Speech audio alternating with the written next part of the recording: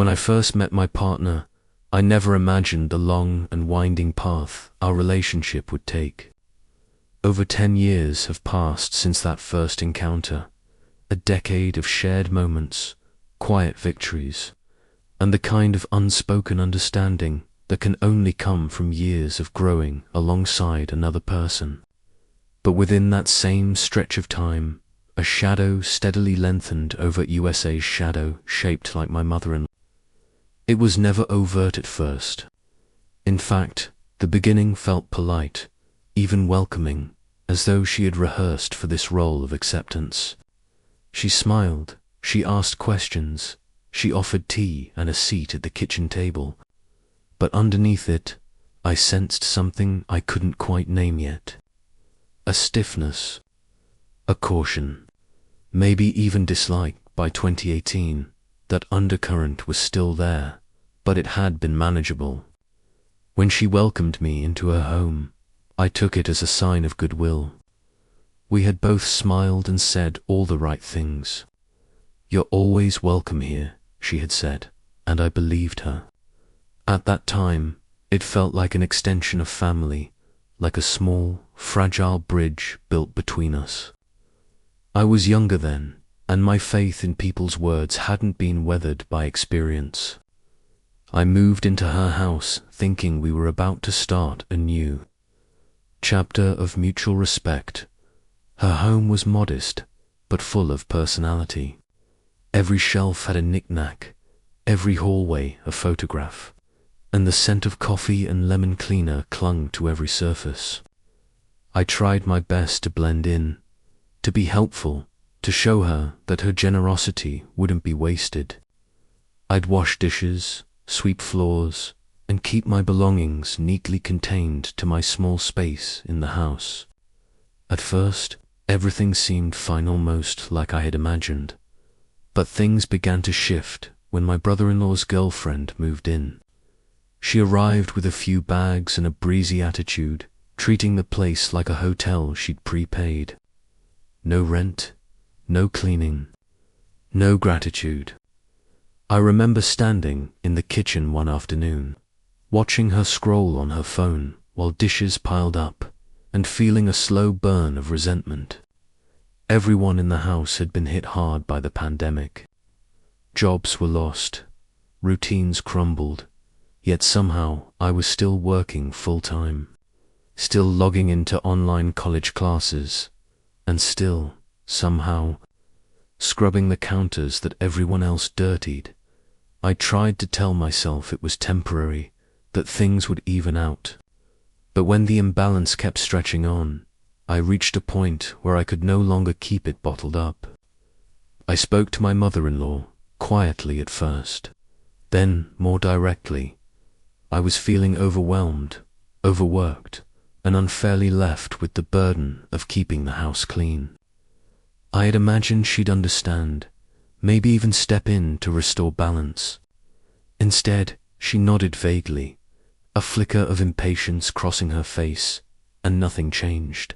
The days began to blend.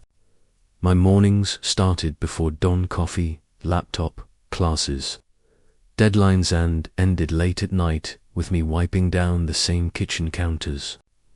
It was like a loop I couldn't escape. And yet, I kept telling myself, be patient. This is family. She opened her home. Don't rock the boat. But the boat was already rocking, and each wave of unfairness only pushed me closer to the edge.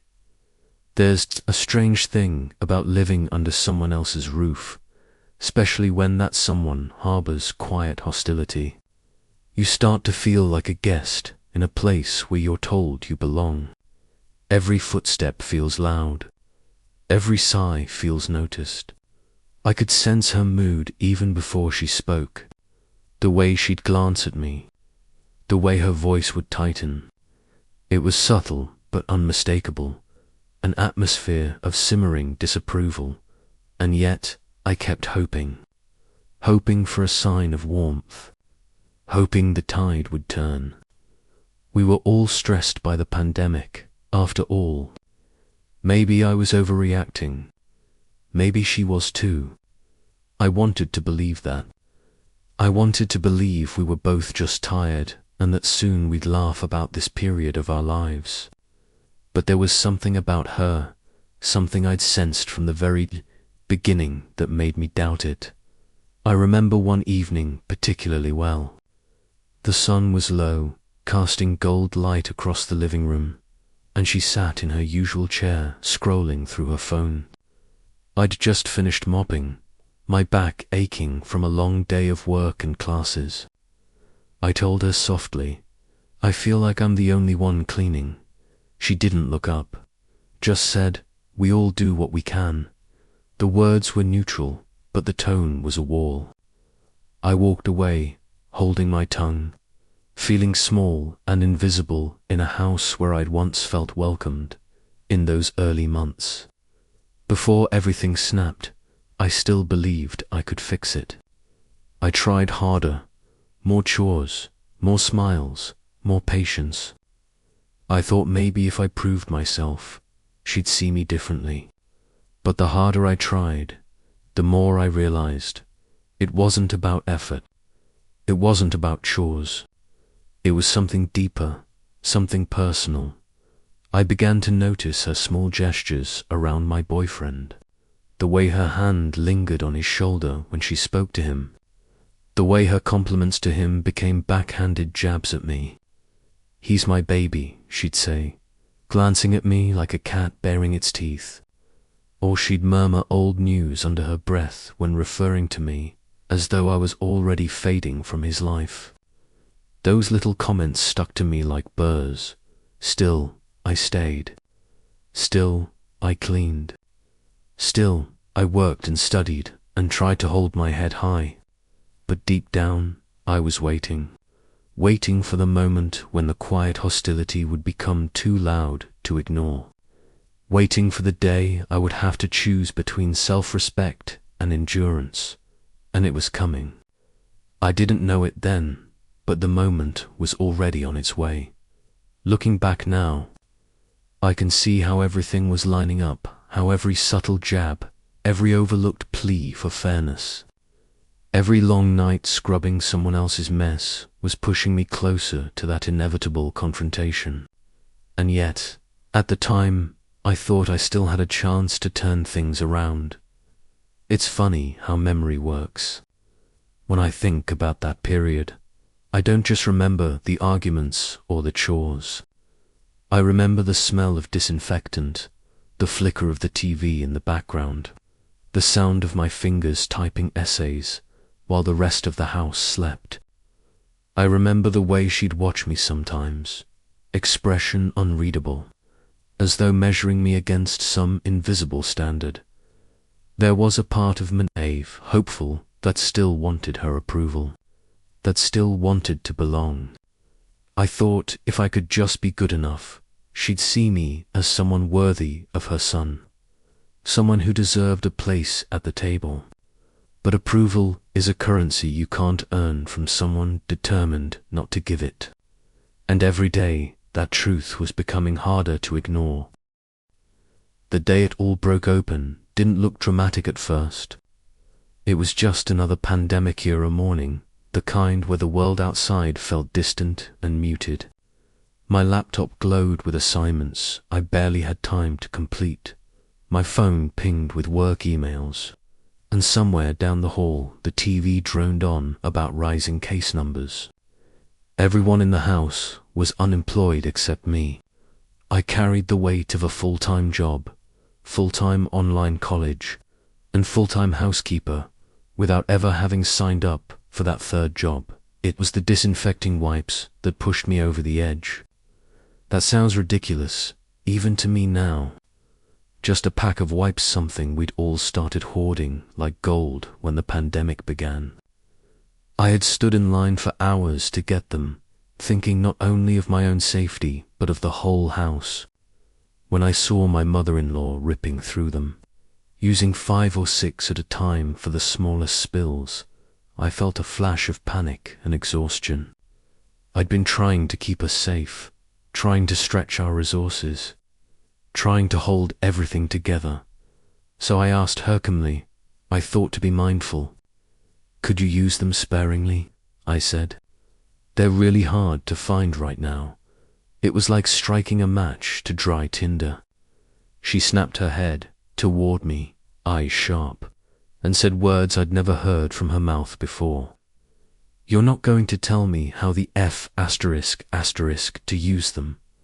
Time seemed to freeze. Her voice was louder than the TV, louder than the hum of the fridge, louder than anything in the house.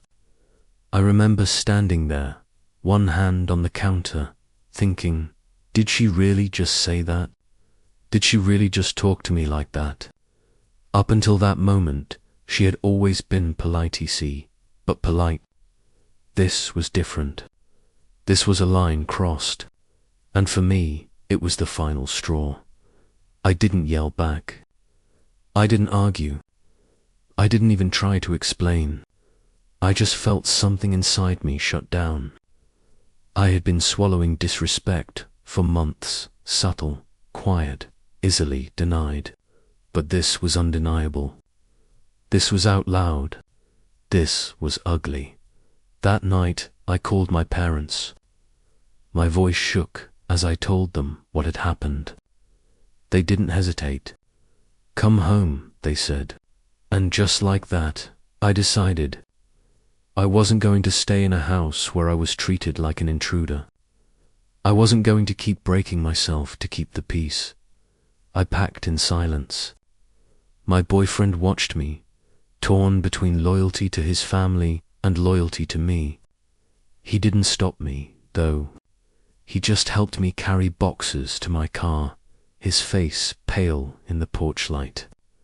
I could feel his mother's eyes on us from the living room window as we loaded the trunk. Driving back to my parents' house felt like waking up from a dream I hadn't realized I was in. The air smelled different. The rooms were mine again. For the first time in months, I slept without listening for footsteps outside my door. Weeks passed before I went back. I thought distance might help. Maybe we were both just stressed.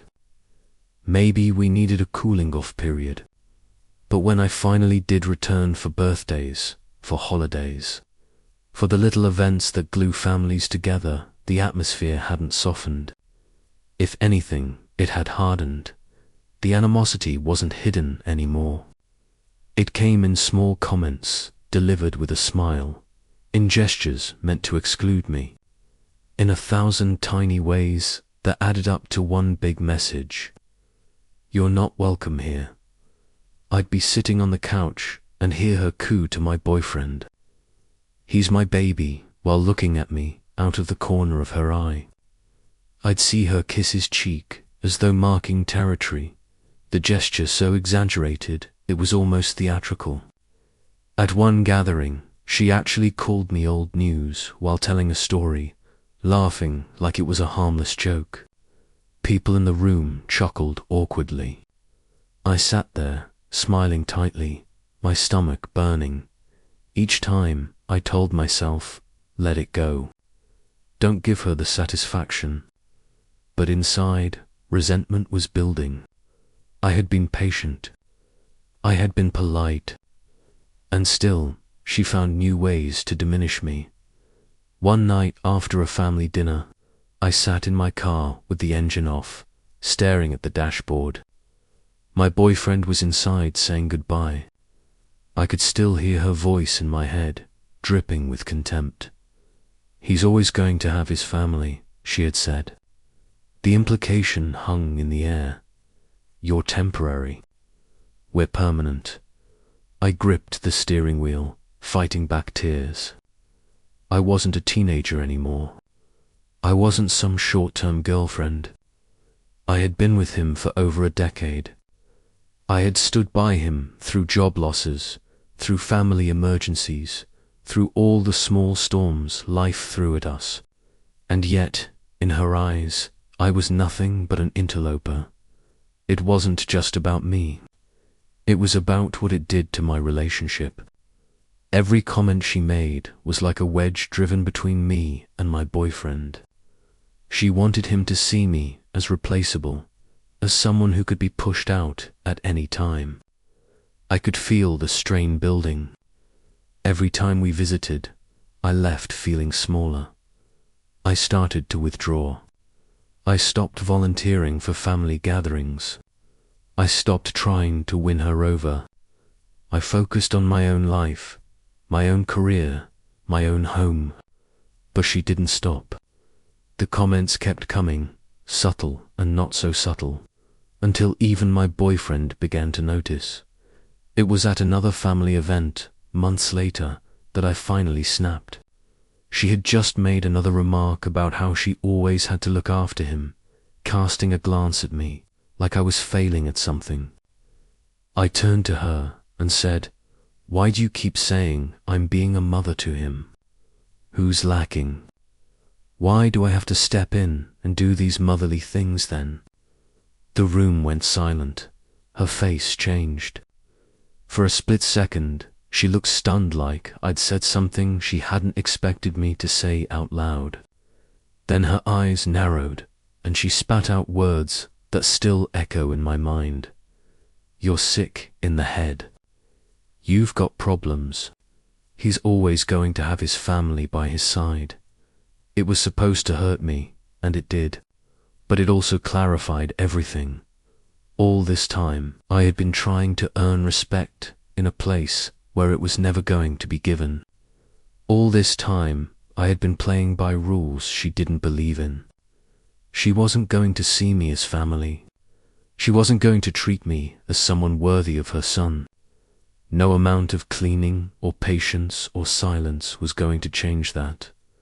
I left that night with my head held high, even though my hands were shaking. For the first time, I'd said what I needed to say. For the first time, I'd drawn my own line. Driving away, I thought about everything, the years of subtle digs, the disinfecting wipes, the long nights of work and school and cleaning. I thought about how many times I'd asked myself if I was overreacting. And I realized I wasn't. This wasn't about wipes or chores or even the pandemic. It was about power. It was about control. And I wasn't going to give her mine anymore. After that final confrontation, the world didn't suddenly shift into a neat resolution. Life rarely does. Instead, it settled into an uneasy rhythm of avoidance and distance. My boyfriend still visited his family. Sometimes I went with him. Sometimes I didn't. The gatherings felt like walking into a room where someone had just smashed a glass, the pieces cleaned up but the tension still hanging in the air. Everyone acted as though nothing had happened, but I could feel it in the pauses, the glances, the too bright smiles. I noticed how her behavior toward me had changed. It wasn't softer, but it was different. She no longer bothered with small jabs in front of me. Instead, she moved to a quieter campaign, making sure her son knew she disapproved of me without necessarily saying it in words. I could see it in how she clung to him when we arrived, how she whispered in his ear when she thought I wasn't looking, how she'd look at me and smile like she knew some secret about us that I didn't. At first I tried to push through. I'd put on my nicest outfit, my calmest face, my friendliest voice. I'd make conversation, offer to help in the kitchen, laugh at stories. But it was like performing for an audience that had already decided to boo. No matter what I did, I could feel the coolness radiating off her. It didn't matter how long I'd been with her son, how much I'd supported him, or how many miles I'd walked to keep this relationship afloat. In her eyes, I was still a temporary inconvenience. It took me a long time to realize that her opinion of me was less about me and more about her. Her comments about me mothering him weren't really about my actions. They were about her own insecurities, her own sense of losing control. For years, she had been the axis his world turned around. And then I came along, and over the course of a decade, I became his center of gravity. I don't think she ever forgave me for that. The irony is, I never tried to take her place. I wanted him to have a strong relationship with his mother. I wanted to build bridges, not burn them. But bridges need both sides to meet in the middle, and she never did. Instead, she built walls, and then blamed me for standing outside them. I kept replaying her words in my head. Stop being a mother to him. It was meant to insult me, to frame me as overbearing. But it only highlighted what she hadn't done. I hadn't stepped in to mother him because I wanted to. I'd stepped in because there were gaps in life skills, in emotional support, in the basic things you learn from parents. I had done what partners do, helped him grow, taught him what I could, supported him where he needed it. It wasn't about replacing her. It was about being with him as an equal, building a future. When I responded, "Who's lacking?" I hadn't planned it. The words had just slipped out, but once they were in the air, I knew they were the truth. They hung there between us, undeniable, and for a moment I saw something flicker across her face. Not just anger. She knew what I meant. She knew I'd seen through the act. In the weeks after, I started looking at myself differently. I'd spent so long wondering if I was wrong, if I was overstepping, if I should be quieter, softer, less. But standing up for myself showed me a version of me. I hadn't known I could be someone who didn't fold at the first sign of conflict. Someone who didn't keep apologizing just to keep the peace. That realization didn't solve everything overnight. My boyfriend still loved his family. He still wanted us all to get along. But I stopped bending myself into knots to make that happen. I stopped walking on eggshells. If I went to a family gathering, I went on my terms. If I felt unwelcome, I left. I no longer apologized for existing in a space I'd been invited into. And slowly, something unexpected happened. The less power I gave her, the less power she had. Her comments lost their sting. Her gestures of territoriality started to look childish instead of threatening. When she kissed his cheek and looked at me, I no longer felt like she was winning some invisible competition. I just saw a woman trying desperately to hold on to a role that had already changed. I don't want to paint myself as a saint. There were times I was angry, times I snapped, times I said things I regretted. But through it all, I tried to stay grounded in one truth. I am not wrong for supporting my partner. I am not wrong for setting boundaries. And I am not wrong for expecting respect. People ask me sometimes, friends, co-workers, if I think I was in the wrong for telling her she was lacking after she accused me of mothering him. I always give the same answer, no, because what I said wasn't meant to be cruel. It was a mirror. It reflected back to her what I had experienced all along. I think about how different things could have been if she had welcomed me without suspicion, if she had seen me as a partner, not a rival, if we had built something together instead of circling each other like opponents. We could have been allies. We could have been family. But you can't force someone to see you as family when they've already decided you're the enemy. I also think about my boyfriend, how hard this must have been for him. He didn't ask for a war between the two most important women in his life. He just wanted peace. He just wanted love. And I think he's learned, as I have, that sometimes peace doesn't come from pretending everything is fine. Sometimes it comes from telling the truth, even when it hurts.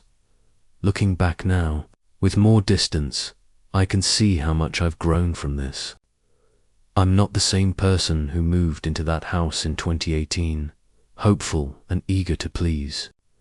I'm not even the same person who stood in the kitchen holding disinfecting wipes and trying to reason with someone who didn't want to be reasoned with.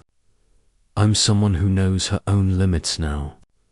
Someone who knows that respect isn't something you beg for, it's something you expect.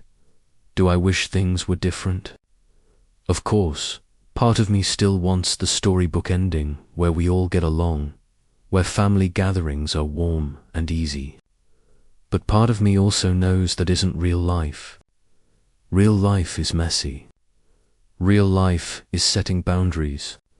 Real life is walking away when you've been disrespected, even when it's painful. And in a strange way, I'm grateful for the lesson. It taught me to stop measuring my worth by someone else's approval. It taught me to stop shrinking myself to fit into someone else's idea of who I should be. It taught me that being a partner doesn't mean being a doormat. If she ever asked me, sincerely, why did you say I was lacking? I'd tell her, because I was tired of pretending everything was fine.